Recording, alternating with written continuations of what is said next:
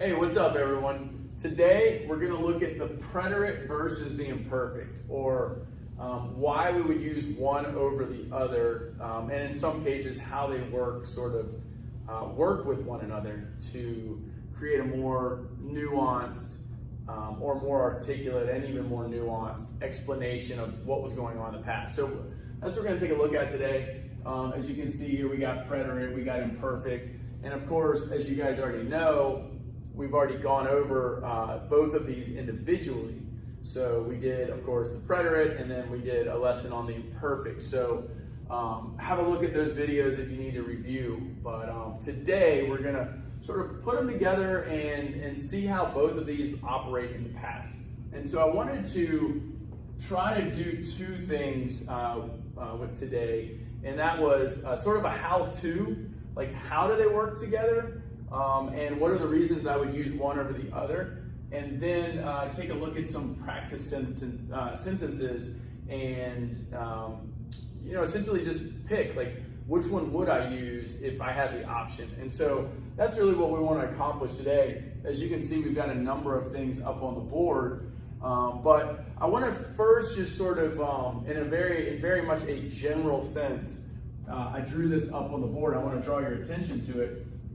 I put one time and habitual. Now, it's a little bit more nuanced than that, but really just to sort of draw a line in between the two, I did that. And so when we think of the preterite, it's really, as you can see in these explanations here, it's really a one-time event, a single event, a repeated specific number of times, an event repeated a specific number of times in the past. And something that occurred during a specific period of time in the past. And then the last one I put here narrates past events. So as you can see, while I did put one time up there, right, sort of one time, the descriptions kind of fit that. Of course, there's a bunch of different smaller reasons as to why we would do it. But again, all of these sort of substantiate that idea or that general definition of it. And so on the other hand, again, I used for the imperfect tense, I've been using this term habitual, right? So it's something that occurs habitually in the past. And again, I want to be clear about this. That's why we have repeated specific number of times. We don't want to say, oh, well, it happened more than once, so I got to use the imperfect tense. That's not how it works. And so it has to be something that was habitual, so it was ongoing in the past. And so that's our first one here, habitual actions in the past. And I did put some practice sentences, or not practice, sample sentences up, and I'll get to those in a second too. Time, right? I know that time seems to have a distinct stop and start, essentially, or start and stop. But for whatever reason, grammatically in Spanish, we use the imperfect when we're talking about time. And again, I'll show you a sentence here.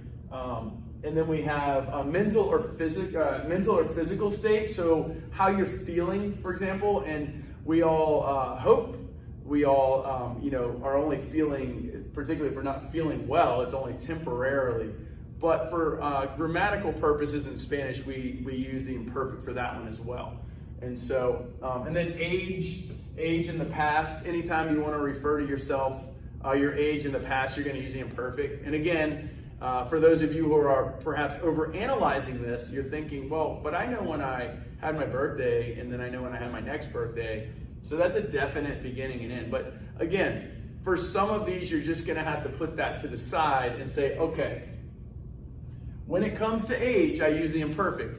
When it comes to time, I use the imperfect. So like you have to put any sort of philosophical analysis or something aside and just sort of understand that that's what is used, right? But again, in much of the same way I put here, one time, a lot of the use for the imperfect will be habitual, so ongoing actions in the past. And then the last one here, we have characteristics. So referring to past characteristics, of course, not present, because then you would just use the present tense, of course. But and so let me walk through these. I just want to give you sort of a brief run through, but let me walk through these sort of systematically, and we'll look at these different sample sentences I wrote here. And So we have those written in red, of course. But before I do, I want to highlight what I have here as trigger words, because some of these might appear up here, like right here, for example.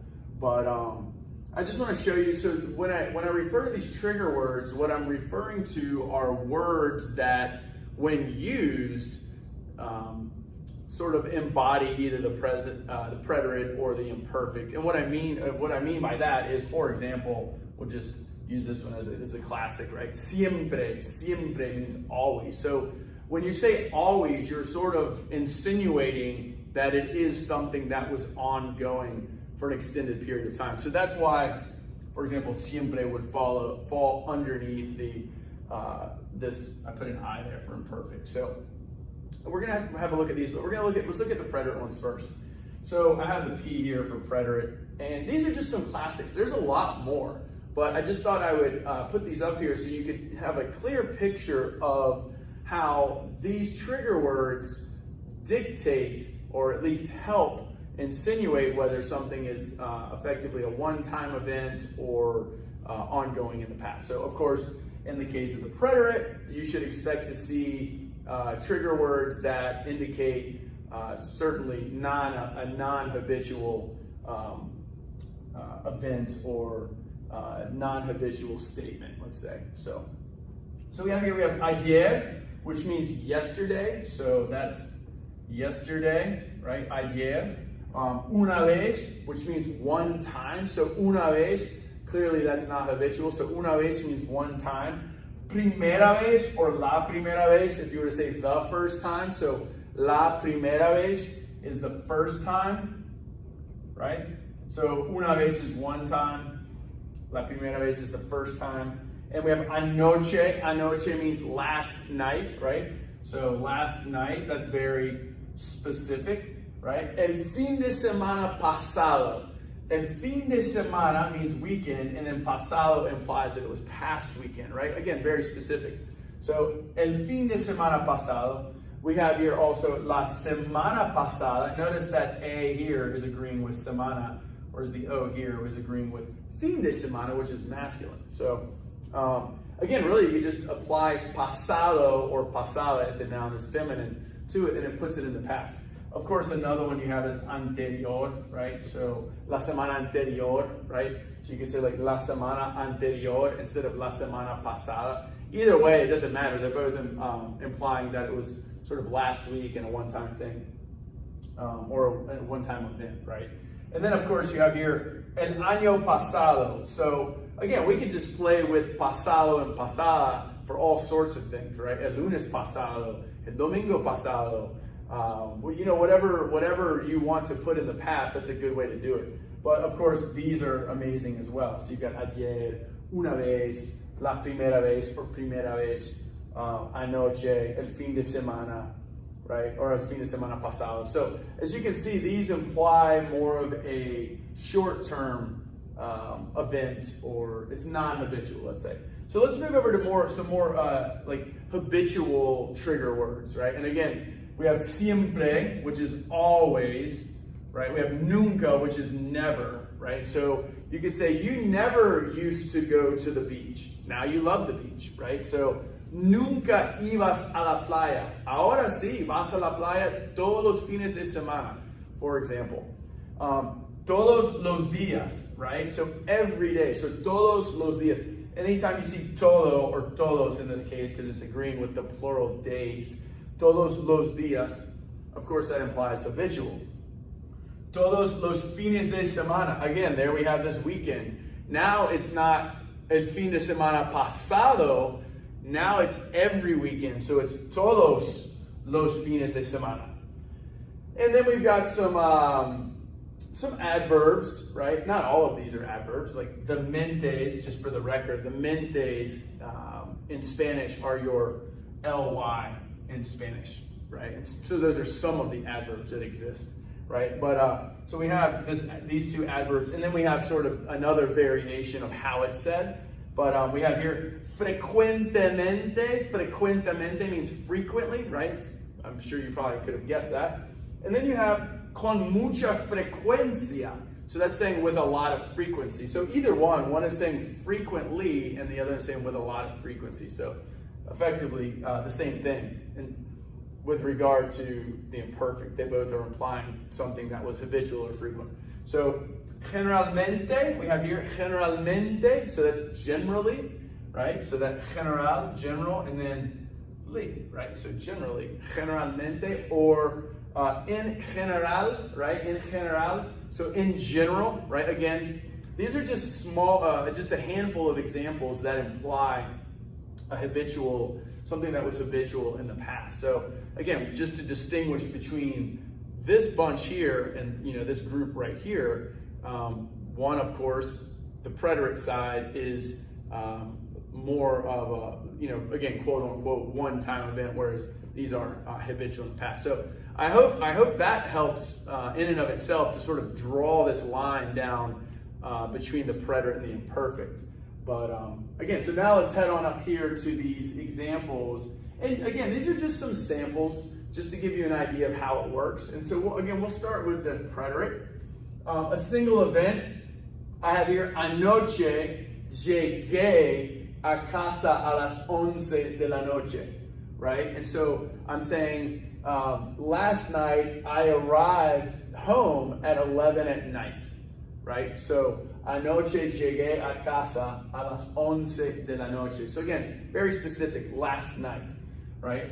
Repeated specific number of times in the past. So this one I have here, fui al parque 2 veces esta semana. So fui al parque 2 veces esta semana. So I went to the park 2 times this week. Again, hardly habitual, but again, it's more than 1 time, of course. But so that's a repeated specific number of times. And then occurred during a specific period of time in the past. Now, this could go a whole host of different ways, but I put this one on here for fun.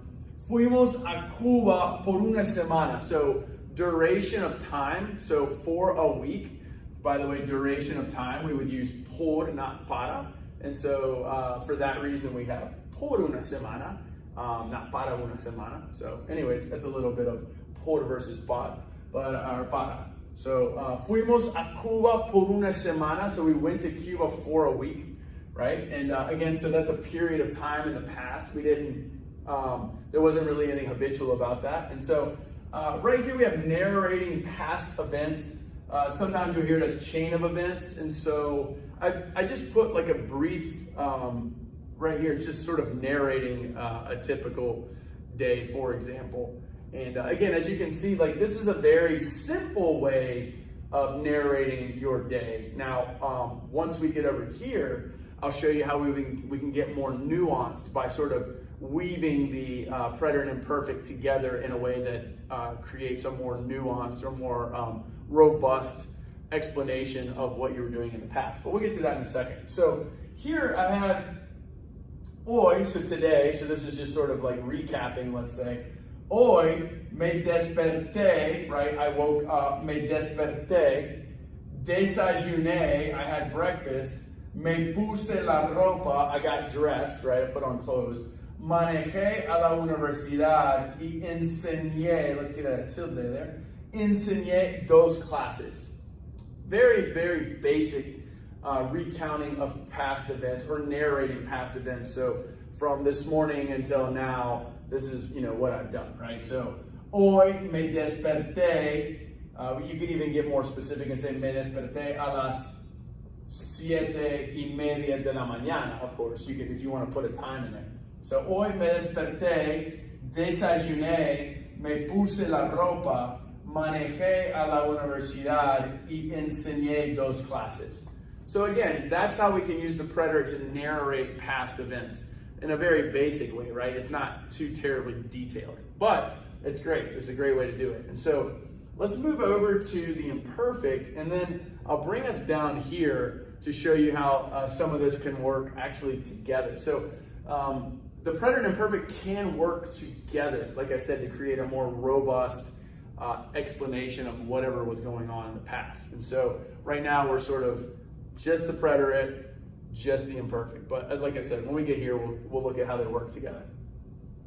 So again, habitual, we just keep I've probably overused that word at this point. So habitual actions in the past. So yo siempre iba a la playa todos los fines de semana. So again, here's one of our trigger words, right? Todos los fines de semana and siempre, right? We've got them both in there. And so I always used to go to the beach every weekend, right? So yo siempre iba a la playa todos los fines de semana. So that's a habitual, for example, a habitual action in the past. Time, again, so if you want to say, what time was it, right, when you arrived home, right, we would say, ¿qué hora era, right? ¿Qué hora era? What time was it, right? ¿Qué hora era cuando llegaste a casa? What time was it when you showed up, right? And so we have here, ¿qué hora era, right? And we want to focus our attention on that because, again, like I said, we're asking about time in the past. So, ¿qué hora era cuando llegaste a casa? Mental or physical state. And so this is, so for example, if someone was like, oh, how are you feeling yesterday? Like, you didn't look well. ¿Cómo te sentías ayer, right? ¿Cómo te sentías ayer? How are you feeling yesterday, right? And so mental or physical state, so like you're feeling, right? And again, as I said, we hope like those feelings pass, but for one reason or another, we use it when we talk about those feelings or physical state in the past. We're going to use the imperfect. So I just kind of answered that question. I was just saying, ¿Cómo te sentías ayer? No me sentía bien ayer. I didn't feel really well yesterday, right? And while, yes, there is a specific beginning and end to it, because it's a mental or physical state, we do the imperfect. And so age, again, how old were you in 1999, right? And so if you were to ask how old and referencing age in the past, you're going to use, you're going to use the imperfect. So, ¿cuántos años tenías tú en 1999, right? So how old were you in 1999? ¿Cuántos años tenías tú, right? We're putting that subject behind the verb because we're asking a question. ¿Cuántos años tenías tú en 1999? 1999, right? So that's how we do those numbers. We don't say 1999. We don't say 1999, right? You'd say 1999. Anyways. And so then you would just say, well, I was 18 years old, for example. Yo tenía 18 años, right? Or you could say, we'll just do that. We'll make you 8 years old. So, yo tenía 8 años, right? Either way, when you're referencing your age in the past, right? In this case, in 1999, you're going to use tener, because of course, tener años is how we do age. And so you would do tener in the imperfect tense. And then here, finishing up with the characteristics, we have, I'm just describing this bottle here. So, la botella era, right? I guess you lost it. So, la botella era alta y amarilla. So you had this tall yellow bottle, right? We don't know where it is anymore, but it was tall and yellow, or maybe you threw it in the trash because you beat it up. But anyways, so you say la botella era, right? This is agreeing with third person singular, and then this, of course, is agreeing with this singular feminine noun. So la botella era alta y amarilla. And so the last thing I want to do before we look at some examples, I know we've been looking at examples, but more fill in the blank, if you will. So is how to use preterite and imperfect together, or even imperfect sort of simultaneously talking about past events that happened simultaneously in the past. So, but first, I want to look at this example here. Let's see what other marker I have. I think we're going to use orange, right? So number one here, we have, I don't know if this drawing makes any sense, but this is an ongoing, so that line is an ongoing past event, right? And then this X is it's an interruption, right? So it interrupts this ongoing past event. And so ongoing past events are are described in the imperfect tense. So it's an ongoing past event, and then you interrupt it. If it's interrupted, let's say, that's a preterite action that's interrupting it. And so if we were to, let's just take our example here. When I was talking, he opened the door, right? And so, or instead of cuando, we could also use mientras, right? Which means while. So while is mientras, and then cuando is when. So we're gonna go with mientras because, I don't know, that sounds a little better, right? Mientras, so while, mientras yo hablaba, while I was talking, or when I was talking, right? So again, either one's gonna work, it doesn't matter. What we're most focused on is this interruption here, right? The door being open. So, cuando yo hablaba, when I was talking, right? Él abrió la puerta. So when I was talking, the door opened up, right? Now it wasn't a physical interruption per se. It was just an interruption. If we were to be recapping this event in the past, we'd say, well, when I was talking, he opened the door. Cuando yo hablaba, or for those of you who are like, but can I say estaba hablando? Of course you can. Right? That's the past perfect, which is something we've covered with the past progressive, I'm sorry, which is something we covered with the imperfect. So, cuando estaba hablando, él abrió la puerta. Let's make sure we spell that right. How about that? Right? Cuando yo estaba hablando, when I was talking, or mientras yo estaba hablando, if you want to go that route, él abrió la puerta. So he opened the door. And again, that fits in our ongoing past event. The talking is the ongoing past event. And then that door opening interrupts that event. So hopefully that makes sense. The other one here is sort of two events going on in the past simultaneously. Like they're not interrupting one another. They're just going on simultaneously in the past. And so that's what that represents. So there's two of these sort of lines, if you will. So these are two ongoing events in the past. Like you're just hanging out with your roommate and he or she is studying and you're listening to music, right? You're not interrupting one another. You're just kind of doing your thing, right? And so, again, we can use mientras, which is, again, just to reiterate, means while, right? And so we could say, while I was listening to music, he was studying. And again, we can use the past progressive. We could say, mientras yo estaba escuchando música, él estaba estudiando. Of course you can do that, that's fine, right? I have it written here in just the standard imperfect tense, but like I said, you could use the past progressive. But I have here, mientras yo escuchaba música, while I was listening to music, right? Él estudiaba. Very basic sentence, but notice what we have going on.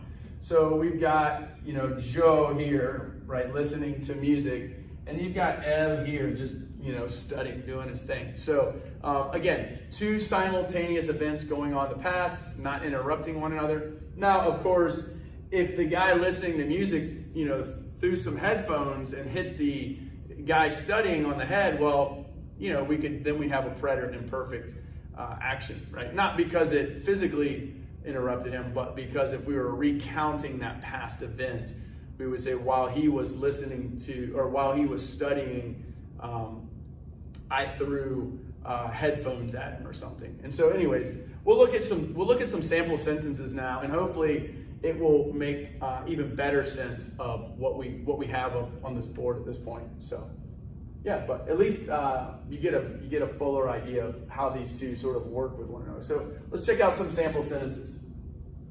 Okay, so we've got some examples now, and so let's have a look at these. Hopefully, at a minimum, it'll make sense in terms of how why we would pick preterite over imperfect or imperfect over preterite or use them at the same time. So let's have a look at these really quickly. So let's make sure that's spelled right. And so we'll start with number one. Let's capitalize that, right? Ayer yo jugaron fútbol por 2 horas. And again, just to bring your attention to this grammar, it's por, not para, because it's a unit of measuring time. So for 2 hours. So anyways, back to this. So ayer yo jugaron fútbol por 2 horas. It seems like a very cut and dry one-time event. So we're going to go ahead and do jugué, right? And so that's the preterite. I'm gonna put a little P there, right? Just to remind you, that's the preterite for jugar. Yo jugué el fútbol por 2 horas. Number 2, tu siempre. Here we go. We've got always here, right? We've got always, so we know it's got to be habitual, right? Or at least at a minimum imperfect. So let's see what this sentence has in store. Tu siempre ir de vacaciones con tu familia a Colombia. So you always go on vacation with your family to Colombia. So again, very habitual.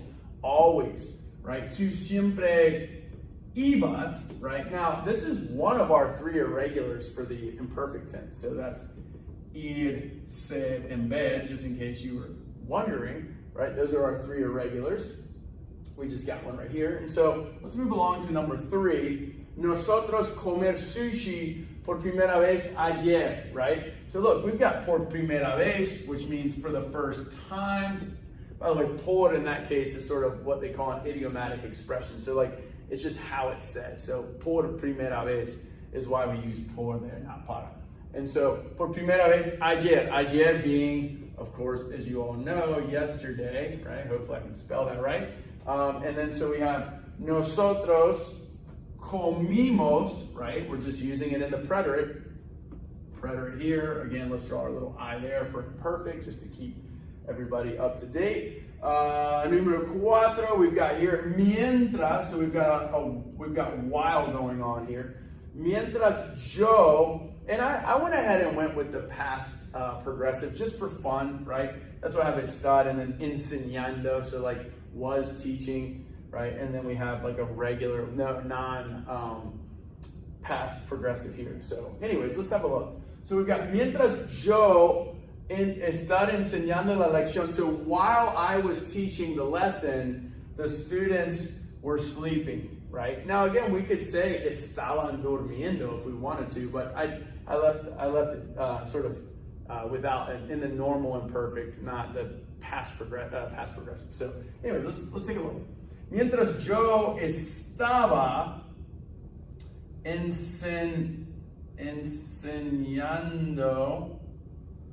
enseñando la lección, los estudiantes dormían, right? And so, again, we have a while, right? And so this is a simultaneous events going on in the past. They're not really interrupting one another. So I'm teaching, they're sleeping, right? And so while I was teaching the lesson, right, la lección, the students were sleeping. Now, again, just for fun, we could put estaban durmiendo, right? And notice that O changed to a U. So that's for a different lesson. But anyway, so we have estaban durmiendo. So again, we could use the past progressive. It's not a problem. All right, let's take a look at the last one and bring this to a close. So when, so we have cuando, so we have when. Cuando él, and again, I went with the past progressive just for fun, right? And here I didn't, right? So cuando él está viendo la tele, so when he was watching TV, the lights turned off, right? And so we're going to conjugate this for la luz, of course, right?